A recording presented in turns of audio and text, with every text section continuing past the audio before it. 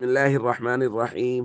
عن أبي سعيد رضي الله تعالى عنه قال قال رسول الله صلى الله تعالى عليه وسلم إن من أمن الناس علي في صحبته وماله أبا بكر. الحدیث رواہ البخاری۔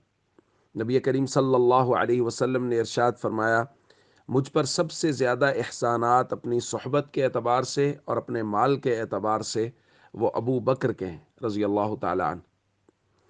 دوستو، سیدنا صدیق اکبر رضی اللہ تعالیٰ عنہ بالغ مردوں میں سے سب سے پہلے ایمان لائے، اور اس کے بعد نبی پاک صلی اللہ علیہ وسلم کا اتنا بھرپور ساتھ دیا کہ حضور خود فرما رہے ہیں کہ صحبت اور مال کے اعتبار سے سب سے زیادہ احسانات ابو بکر کے ہیں رضی اللہ تعالیٰ عنہ۔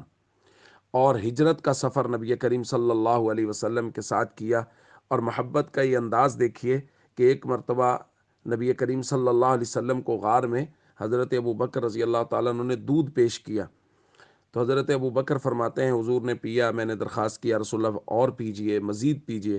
حضرت ابو بکر فرماتے ہیں حضور نے اتنا دودھ پیا کہ میں ابو بکر سیر ہو گیا۔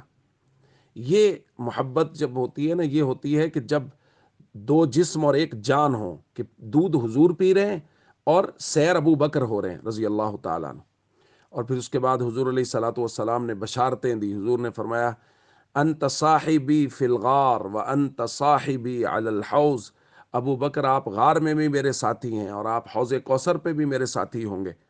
اور نبی پاک صلی اللہ علیہ وسلم کے ساتھ ساری زندگی مالی تعاون، اور ایک مرتبہ حضور نے صدقہ کرنے کا حکم دیا جب غزوہ تبوک کے موقع پر، تو حضرت ابو بکر رضی اللہ تعالیٰ عنہ جب لے کے آئے تو حضور نے پوچھا، ما ابقیت لأہلک، ابو بکر گھر والوں کے لیے کیا چھوڑ آئے ہیں؟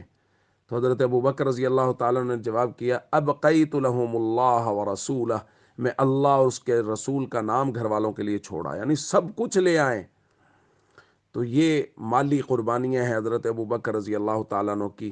ایک احسان شناس امتی حضرت ابو بکر رضی اللہ تعالیٰ عنہ کے بارے میں کبھی بھی کوئی نازیبا جملہ نہیں سن سکتا، اور زبان سے بولنا تو بہت بہت بعید ہے۔